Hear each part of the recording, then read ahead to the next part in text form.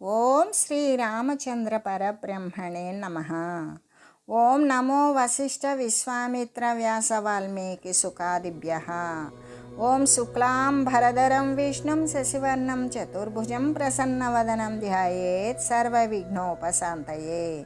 ఓం నమో బ్రహ్మాదిభ్యో బ్రహ్మ విద్యా సంప్రదాయ కర్తృభ్యో వంశ ఋషిభ్యో మహద్భ్యో నమో గురుభ్యః. ఓం శ్రీరామో రామభద్రశ్చ రామచంద్రశ్చ శాశ్వతః రాజీవలోచన శ్రీమాన్ రాజేంద్రో రఘుపుంగవః. శ్రీ యోగ వాసిష్టము నిర్వాణ ప్రకరణము పూర్వార్ధము.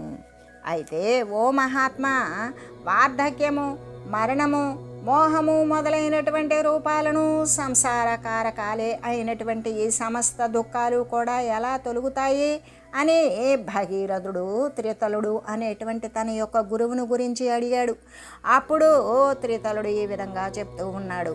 అంటే పాపరహితుడవకు ఓ రాజా, ఈ సాధన చతుష్టయ సంపద అనేటువంటిది శ్రవణము, మననము మొదలైనటువంటి ఉపాయాల చేత చిరకాలము కూడా అభ్యాసము చేసినటువంటి ఏ యొక్క సంకల్ప వికల్పాలు నశించినటువంటి నిర్వికల్ప సమాధి రూపము, అటువంటి ఆ నిర్వికల్ప సమాధి రూప సమత్వము చేత పుట్టినటువంటిది, ఎటువంటి విభాగత్వము లేనిది అయిన సర్వవ్యాపకమై పరిపూర్ణమై మొత్తము నిండినది అయి ఉన్నటువంటి జ్ఞేయ రూపమైన ప్రత్యేగాత్మ యొక్క బోధ చేత సమస్త దుఃఖాలు కూడా నశించిపోతాయి. ఇంకా అజ్ఞాన హృదయ గ్రంథులంతటా కూడా చిన్నములైపోతాయి. సమస్త సంశయాలు కూడా అంటే కర్మరహితాలే అవుతాయి అని చెప్తూ, పరమ పవిత్రమును జ్ఞప్తి రూపంలో అంటే గురుతు రూపంలో ఉండేటువంటిది, సర్వగతమును కూడా అంటే పుట్టుక, చావు మొదలైనటువంటివి, ఉదయించడం అస్తమించడం అనేటువంటిది లేనిదియు అయినది నిత్యమును ఆగు ఆత్మనే కదా జ్ఞేయము అని చెప్తారు. జ్ఞేయమని దేనిని అంటారు? పరమ పవిత్రమై ఉంటుంది, కేవలం జ్ఞప్తి రూపంలో ఉంటుంది. సర్వగతమును, సర్వము కూడా నశించిపోయినది అయి ఉంటుంది. జనన మరణాలు ఉండవు, ఉదయాస్తమయాలు ఉండవు. నిత్యము కూడా శాశ్వతముగా ఉండేటువంటి ఏ ఆత్మస్వరూపమైతే ఉంటుందో దానిని జ్ఞేయము అని చెప్తారు. కాబట్టి భగీరథుడు అడుగుతూ ఉన్నాడు ఏమని? చిన్మాత్రం నిర్గుణం శాంతమస్తి నిర్మలమచ్యుతం దేహాదినేత రత్కించేదితి వేద్మి మునీశ్వర. నిర్గుణమును, నిర్మలమును, శాంతమును అంటే పైనుండి కిందికి జారనటువంటిది, చ్యుతరహితమును అయిన ఆత్మ ఒక్కటియే వెలయుచు ఉన్నది అని చెప్పారు కదా. దేహాదులకి అంటే దేహము మొదలైనటువంటి వస్తుతకి వాస్తవమైనటువంటి అస్తిత్వము, ఉనికి లేదు అనే కదా చెప్తున్నారు. ఎందుకు? అవి ఆత్మ కావు. ఆత్మ అంటే సత్యమైనది, ఇవన్నీ సత్యమైనవి కావు అనే విషయాన్ని మీరు చెప్పారు. ఆ విషయం గురించి నేను కూడా ఎరిగి ఉన్నాను. దానిని తమ యొక్క ఉపదేశము వలన నేను గ్రహించి ఉన్నాను అని చెబుతూ, కిం తత్ర ప్రతిపత్తిర్మే స్ఫుటతామేతి నేతరా ఏతావన్మాత్ర సంవిత్తి శ్యామహం భగవన్ కదం. మహాత్మా, కానీ ఇక్కడ సదసద్వివేకము అనేటువంటి బోధ యందలి ప్రథమాంశమే అయిన సదాత్మ బోధ కరతలామలకములలాగానే నాకు విస్పష్టంగా అవడం లేదు. ఎలాగంటే సదసద్వివేకము, సత్తు అసత్తు యొక్క దానిని సత్విషయమిది అసత్విషయమిది అనేటువంటి వివేక బోధలో నాకు మొట్టమొదటి అంశమైనటువంటి సదాత్మ బోధ అనేటువంటిది నాకు చక్కగా పొట్టుబడలేదు, నాకు విస్పష్టంగా అవుతున్నట్లుగా లేదు. నేను ఏ ఉపాయాన్ని అవలంబిస్తే విక్షేపరహితమైనటువంటి శాంతిని పొందుతాను? ఈ ఆత్మ సంవిత్తిని నేను ఎలా పొందగలుగుతాను? ఈ ఆత్మజ్ఞానాన్ని నేను ఎలా పొందగలుగుతానో నాకు తెలియజేయండి అని అడిగాడు. ఏమని? భగీరథుడు ఏమంటున్నాడు? కానీ మహాత్మా, ఈ దేహాదులన్నింటికంటే కూడా వేరై ఉన్నది కదా ఆత్మ. ఆ ఆత్మ యొక్క అనుభవము అనేటువంటిది నాకు స్పష్టంగా అంటే అరిచేతిలో ఉసిరి పండు ఉన్నంత స్పష్టంగా నాకు ఈ ఆత్మానుభవము అనేటువంటిది స్పష్టం కాలేదు. అటువంటి శుద్ధ జ్ఞాన రూప ఆత్మమాత్రుడను నేనెట్లా కాగలుగుతాను అంటే, నేను శుద్ధ జ్ఞాన రూపమైనటువంటి పరమాత్మ స్వరూపుడనే అనేటువంటిది నాకు అనుభవంగా రాలేదు. నేను ఎలా అవుతానో నాకు తెలియజేయండి అని అడిగాడు. అప్పుడు త్రితలుడు ఏమని చెప్తూ ఉన్నాడు అంటే, జ్ఞానేన జ్ఞేయ నిష్టత్వమేతి చేతో హృదంబరే తతః సర్వవపుర్భూత్వా భూయో జీవో న జాయతే. ఓ రాజా, నీకు రాజ్యాభిమానమందును మరి దాని యొక్క సంపర్కిత విషయాల యందు కూడా చిత్తము తగులుకొని ఉన్నది. అలా ఉండడం వల్ల ఆత్మస్పష్టంగా అనుభూతము అనేటువంటిది పొందడం లేదు. హృదయాకాశమునందు అమానిత్వ జ్ఞానము ఉదయించిందనుకో, అలా ఉదయించినప్పుడు ఇంకా అభిమానము అనేటువంటిది తొలగిపోతుంది. ఎప్పుడైతే అభిమానం తొలగిపోయిందో చిత్తము జ్ఞేయ పదార్థాన్ని మాత్రమే, అధిష్టాన వస్తువునే గ్రహిస్తుంది. అలా గ్రహించి దాని యందు అది నెలకొని ఉండగలదు, స్థిరపడగలదు. అప్పుడు నీవు పూర్ణ స్వభావాన్ని పొందగలవు. ఆ తర్వాత నీకు దాని తత్స్వభావ ప్రచ్యుతి కానీ పునర్జన్మ కానీ అది మళ్ళీ కూడా దాని యొక్క స్వభావజనితమైనటువంటి జారడం అనేటువంటిది చెందదు. నీకు మళ్ళీ పునర్జన్మ అనేటువంటిది కూడా ఉండదు. ఎలాగంటే ఓ రాజా, అమానిత్వాది సద్గుణ రూపమైనటువంటి అంటే జ్ఞానము చేత చిత్తము హృదయాకాశమున జ్ఞేయమైనటువంటి ఆత్మయందు స్థిరత్వాన్ని పొందుతుంది. అలా ఆ తర్వాత జీవుడు సర్వరూపమైనటువంటి ఆత్మయే అయి ఉంటాడు. కానీ మరలా కూడా ఎన్నటికీ కూడా వాడు జన్మించకుండానే ఉంటాడు అని చెబుతూ, ఎలాగంటే ఆసక్తిరనభీష్వంగ పుత్రదార గృహాదిషు నిత్యంచ సమచిత్తత్వమిష్టానిష్టోపపత్తిషు ఆత్మనో నన్యయోగేన తద్భావనమనారతం వివిక్తదేశ సేవిత్వమరతిర్జన సంసది ఆధ్యాత్మజ్ఞాన నిత్యత్వం తత్వజ్ఞానార్థ దర్శనం ఏతజ్ఞానమితి ప్రోక్తమజ్ఞానం తదతోన్యథా. అంటే భార్య, పుత్రుడు, గృహము మొదలైనటువంటి వాటి యందు ఆసక్తి, మమత్వము అంటే ఇది నేను, ఇది నా భార్య, ఇది నా పుత్రుడు, ఇది నా ఇల్లు అనేటువంటి ఆసక్తి కానీ, ఇవన్నీ నావి అనేటువంటి మమత్వాలు కానీ లేకుండా ఉంటాడు. అంతేకాదు ఇష్టము అయిష్టము, తనకి ఇష్టమైనది సంప్రాప్తించినప్పుడు అయిష్టమైనది సంప్రాప్తించినప్పుడు కూడా నిత్యము కూడా ఇష్టమైన దానిని స్వీకరించి అయిష్టమైన దానిని వదిలివేయడు. ఇష్టాయిష్టాలు అంటే ఇష్టం లభించిన అయిష్టం లభించిన నిత్యము కూడా రోజు నిత్యము సమచిత్తాన్నే పూని ఉంటాడు. ఏది అయినా తన ముందుకు వచ్చినటువంటి కార్యాన్ని నెరవేరుస్తూ ఉంటాడు. అంటే ఇతరమైనటువంటి ఏకాగ్ర చిత్తమున ఆత్మ వస్తువును గురించి భావించడం, జనన సంగమమున రుచి కొనకుండా ఏకాంత స్థానాన్ని సేవించడం, శ్రవణము, మననము మొదలైనటువంటి అభ్యాసము, పరమాత్మ దర్శనము అనేటువంటివే కదా జ్ఞానము. మిగిలినవన్నీ కూడా జ్ఞానమే అనే చెబుతూ, ఎలాగంటే అనన్యమగు అంటే తనకంటే అన్యమైనటువంటి ఏకాగ్ర చిత్తమున వస్తువును గురించే చింతిస్తూ ఉంటాడు. అంతేకాదు జనన సంఘమున అంటే జనాదుల పట్ల ఆసక్తిని పొందడు, మరి పదార్థాల పట్ల రుచిని కొనడు. ఏకాంత స్థానాన్ని తను ఒంటరిగా ఉండడానికే ప్రయత్నం చేస్తూ ఏకాంత స్థానంలో ఉండే తన యొక్క అంతర్గతంగా ఉన్న పరమాత్మ తత్వాన్ని సేవిస్తూ ఉంటాడు. మరి సాధు మహనీయుల ద్వారా మీ చెప్పబడేటువంటి ఏ యొక్క జ్ఞానబోధ అయితే ఉంటుందో దానిని శ్రవణం చేసి మళ్ళీ మళ్ళీ కూడా అదే ఆలోచన చేసేటువంటి అభ్యాసాన్ని చేస్తాడు. అది ఎంతవరకు చేస్తాడు అంటే పరమాత్మ దర్శనం అయ్యేటంత వరకు కూడా చేసేటువంటి అభ్యాసం ఏదైతే ఉంటుందో అదే కదా జ్ఞానము.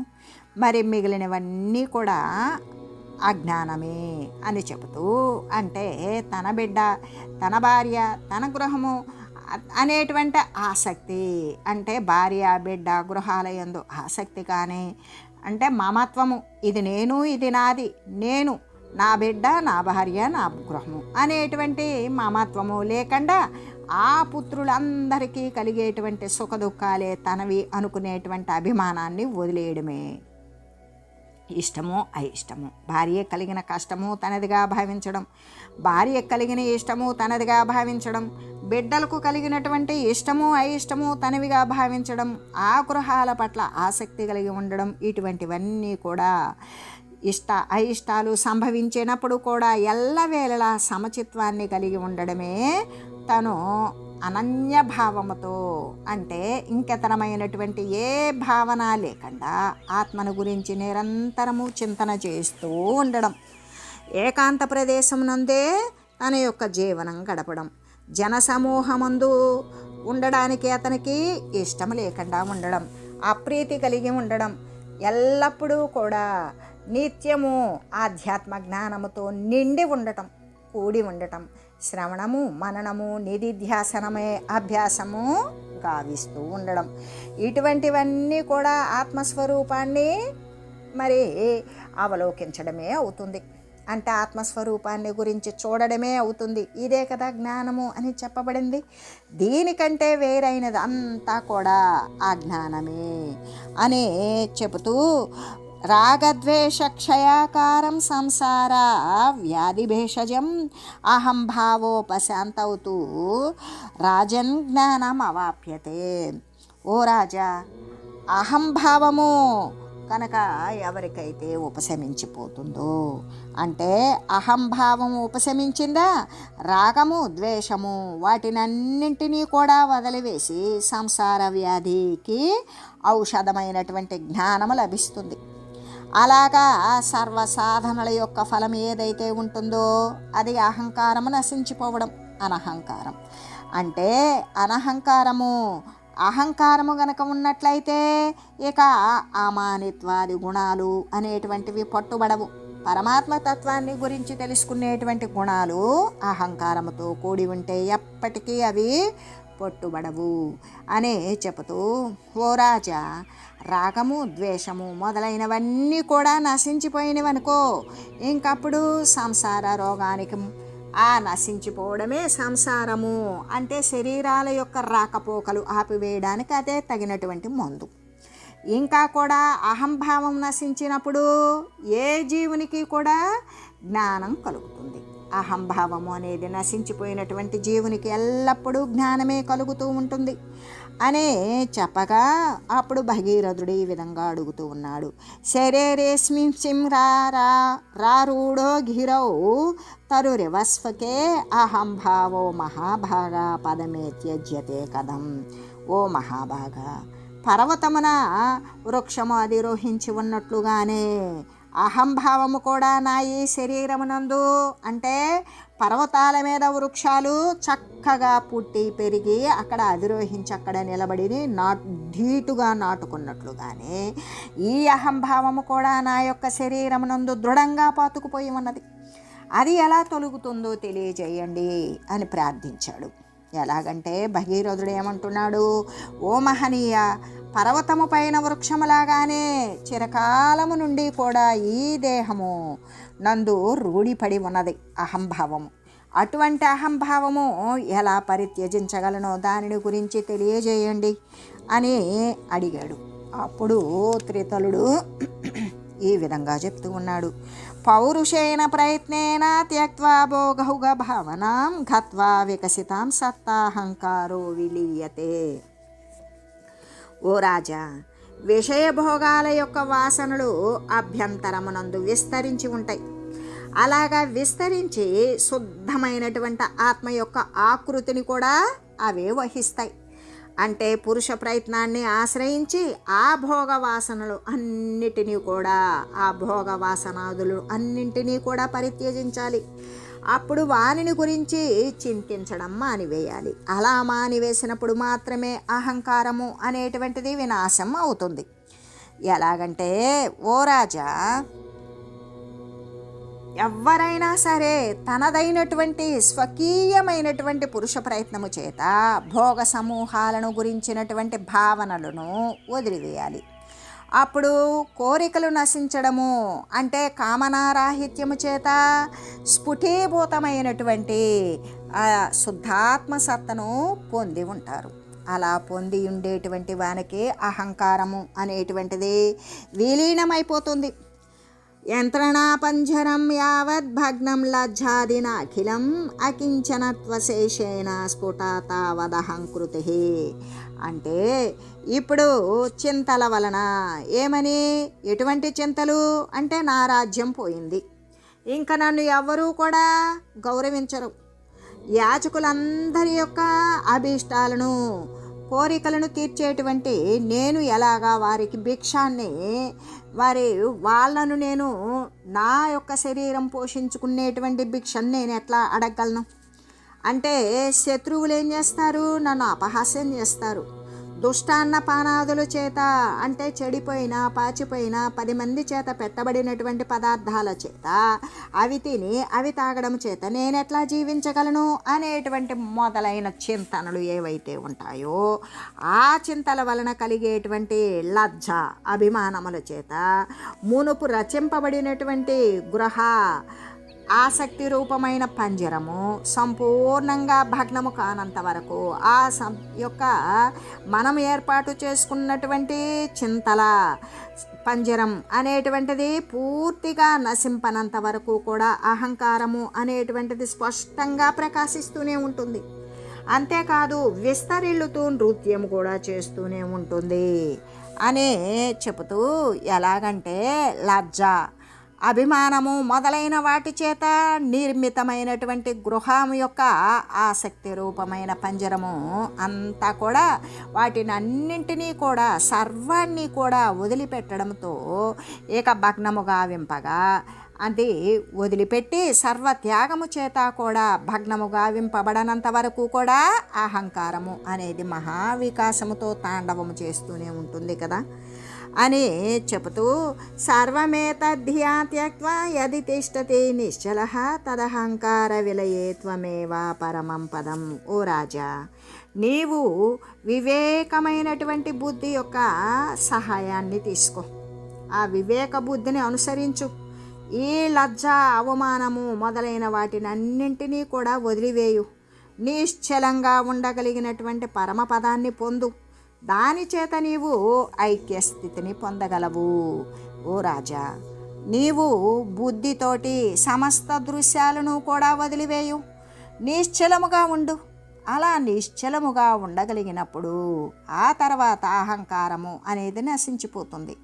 అది ఎప్పుడైతే విలయము చెందుతుందో పరమపదము అంటే ఆ ఆత్మతత్వం నీవే అయి ఉంటావు, ఆత్మవకు నీవు మాత్రమే మిగిలి ఉంటావు అని చెబుతూ, అంతేకాదు శాంతాశేష విశేషణో విగతభిః సంత్యక్త్వ సర్వైషణో గత్వా నూనమకించనత్వా మరిషు త్యక్త్వా సమగ్రాం శ్రియం శాంతాహంకృతిరస్తదేహ కలనస్త్వేష్వేష్వభిక్షామట మామప్యుంజితవానలం యది భవముచ్యైస్త్వ ముచ్చైరసి.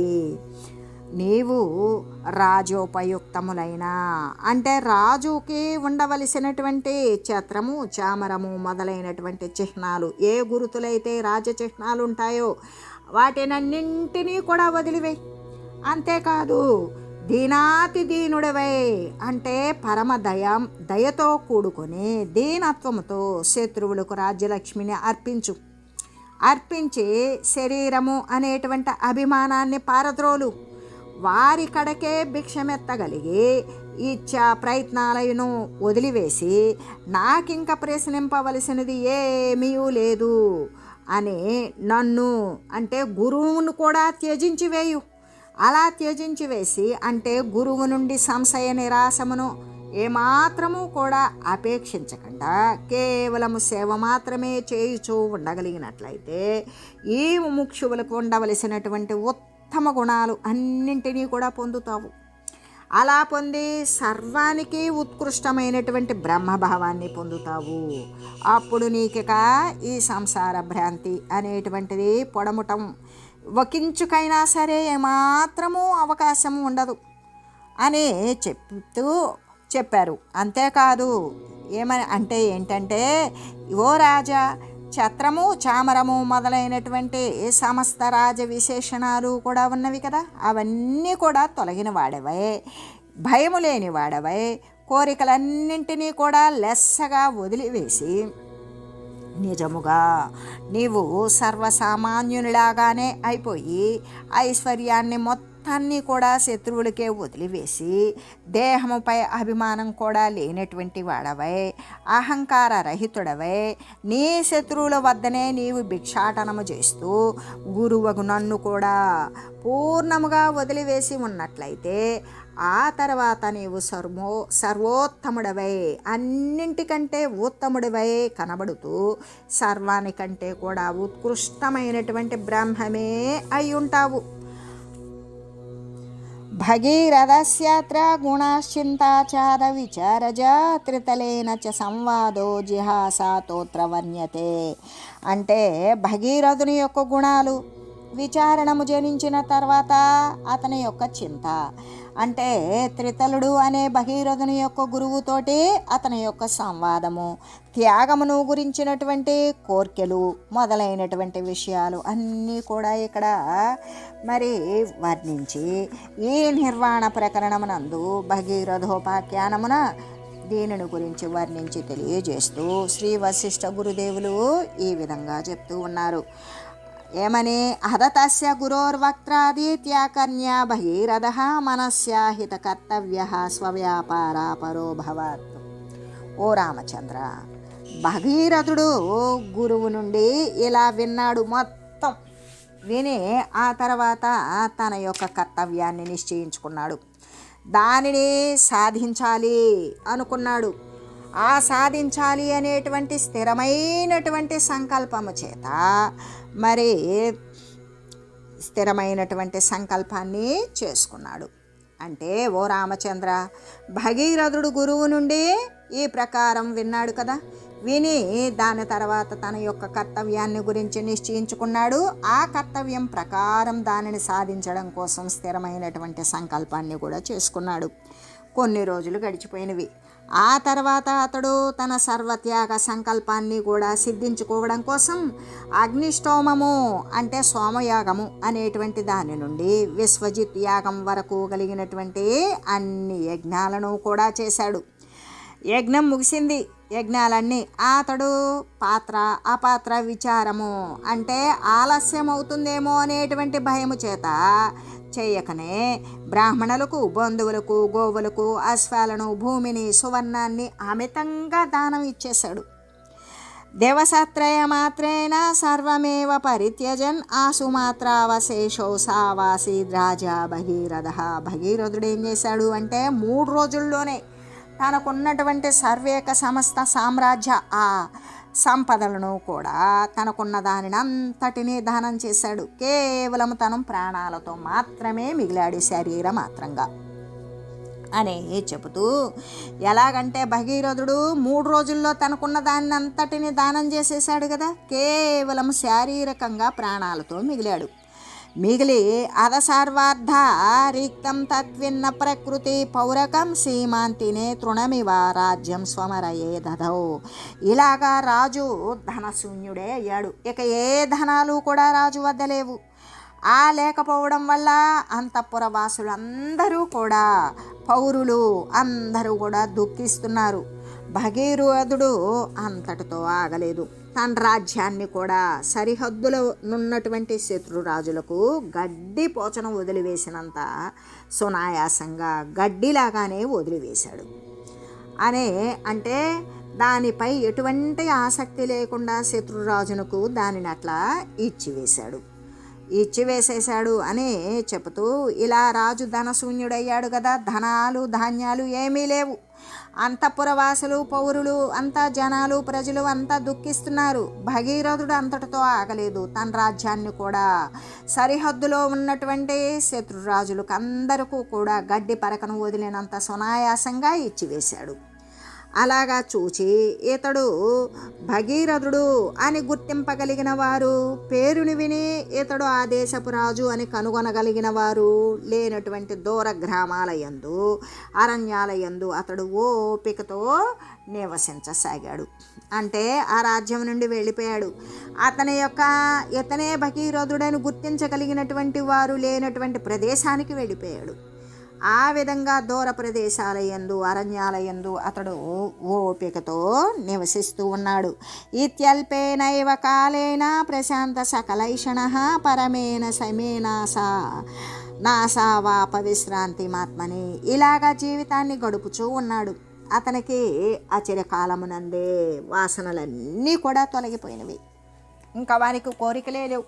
పరమమైనటువంటి శాంతి లభించింది. అతడు ఆత్మవిశ్రాంతిని పొంది ఉన్నాడు. ఎలాగంటే ఈ ప్రకారంగా జీవితం అంతా గడుపుచున్నాడు కదా. అతనికి మరి త్వరితగతినే అంటే తక్కువ కాలమునందే వాని యొక్క కోరికలు వాసనలు సంస్కారాలన్నీ నశించిపోయినవి. పరమమైనటువంటి శాంతి లభించింది. ఆయన ఆత్మవిశ్రాంతిని పొంది ఉన్నాడు అని చెబుతూ ఇలా ఆ తర్వాత అతడు భూమండలమును కలిగినటువంటి ద్వీపాలు అన్నింటినీ కూడా చూశాడు. నిజపురాన్ని చూడాలి అనే కోరిక కలగగా ఆయన అంటే తను పాలించినటువంటి రాజ్యాన్ని చూడాలి అని కోరిక కలగటం చేత అతను అక్కడికి వెళ్ళాడు. శ్రమయుక్తుడైనటువంటి భగీరథుడు అంటే శ్రమతో కూడుకొని భగీరథుడు ఆ శ్రేణీబద్ధములైనటువంటి వివిధ భవనాలను కూడా అతిక్రమించి పౌరుల కడుకు మంత్రుల వద్దకు కూడా భిక్షను యాచించాడు, అడిగాడు. వెళ్ళి అతన్ని గాంచి పురజనులు మంత్రులు గుర్తించగలిగారు. వారు అతనిని మరి ఖేద చిత్తముతో వారంతా కూడా బాధపడుతూ ఉన్నటువంటి మనసుతో ఆ యొక్క రాజును గుర్తించి వారికి సపర్యలు చేసి పూజించారు. పూజించగా అప్పుడు శత్రురాజు అంటున్నాడు, ప్రభు మీ రాజ్యాన్ని మీరు తీసుకోండి. ప్రభో రాజ్యం గృహాణేతి ప్రార్థితోప్యరిణా ముని నా దత్తే నా ధృత శేషాస్త్రుణమప్యాసనాధృతే. శత్రురాజు ఏమంటున్నాడు, ఓ ప్రభు మీ రాజ్యాన్ని మీరు తీసుకోండి అని ప్రార్థించాడు. అలా ప్రార్థించినప్పటికీ కూడా అతడు భోజనాన్ని తప్ప అక్కడ ఉన్నటువంటి గడ్డి పోచను కూడా ఆయన గ్రహించలేదు. అక్కడ అతను కొన్ని రోజులు ఉన్నాడు. మరొక తావుకు వెళ్ళిపోయాడు. ఆహా ఇతడు భగీరథుడా, ఎంత కష్టము అని జనులు శోకించారు. ఆధాన్యత్రోపశాంతాత్మ పరివిశ్రాంత దీహి సుఖీ ఆత్మారామం కదాచిత్తు నసప్రాప త్రితలం గురుం. అంటే ఆ తర్వాత అతడు మరి ఒక చోట శాంతితో కూడి శాంత మనస్కుడై మరికొంతకాలం గడిపాడు. ఆ తర్వాత ఒకప్పుడు ఆత్మారాముడును గురుడును అగు త్రితలుడు కూడా అక్కడికి వచ్చాడు. ఎలాగంటే అప్పుడు ఆయన మరి ఒక చోటకి వెళ్ళాడు కదా రాజ్యాన్ని వదిలి. శాంత మనస్కుడే మనసు శాంతించి అలా కొంతకాలం అలాగే ఉండిపోయాడు. ఆ తర్వాత ఒకప్పుడు కొన్నాళ్లకు ఆత్మారాముడైనటువంటి వాడు అంటే ఆత్మయందే రమించేటువంటి తత్వం కలిగినటువంటి ఆయన యొక్క గురువు త్రితలుడు ఆయన దగ్గరకు వచ్చాడు. గురువుని అభ్యర్థించాడు. గురువుని బాగా అర్చించాడు, పూజించాడు. అతనితో కూడి కొంతకాలం పర్వతాలయందు ఆ యొక్క అడవుల యందు ఆ వనాల యందు ఆ గ్రామాల యందు ఆ నగరాల యందు ఆ జనపదాల యందు తిరుగుతూ నివసించాడు. సమతాముపయాతౌ తౌ గురు శిష్యౌ సమౌస్థితౌ కలయామాసతు స్వస్థౌ వినోదం దేహధారణం.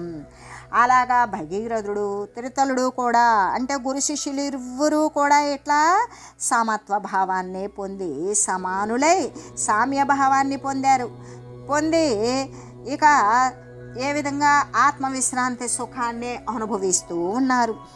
ఒక దినమున కుతూహలభూతమైనటువంటి అంటే ఒకరోజు కుతూహలంగా ఒక శరీరధారణను గురించి వారు ఇద్దరూ కూడా కలిసి ఇలాగా చింతించసాగారు అని శ్రీ వశిష్ఠదేవులు తెలియజేస్తూ ఓం మంగళం శ్రీ గురుదేవాయ మహనీయ గుణాత్మనే సర్వలోక శరణ్యాయ సాధురూపాయ మంగళం.